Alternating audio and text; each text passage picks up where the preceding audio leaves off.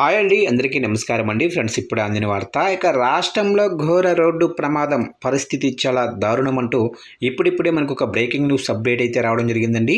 అయితే ఇందుకు సంబంధించిన పూర్తి వివరాలు అయితే మన వీడియోలో తెలుసుకుందామండి. ఎక్కడ ఏం జరిగింది అనేది క్లారిటీగా తెలుసుకుందామండి. వీడియో మాత్రం పూర్తి వరకు చూడండి ఫ్రెండ్స్, అప్పుడే మనకి పూర్తి సమాచారం అయితే తెలుస్తుంది. ఇక లేట్ చేయకుండా టాపిక్లోకి వెళ్ళిపోదాము.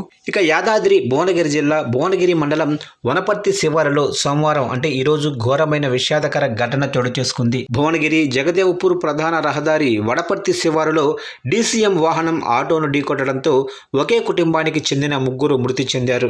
ఇక భువనగిరి మండలానికి చెందిన తిమ్మాపురానికి చెందిన డొంకిన నరేష్ అక్కడికక్కడే మృతి చెందగా సురేష్ ఆసుపత్రిలో చికిత్స పొందుతూ మృతి చెందాడు.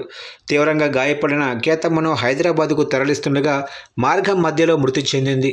అయితే మృతి చెందిన వారిలో ఇద్దరు అన్నదమ్ముళ్ళు తల్లి ఉండటంతో గ్రామంలో విషాద ఛాయలు అలుముకున్నాయి.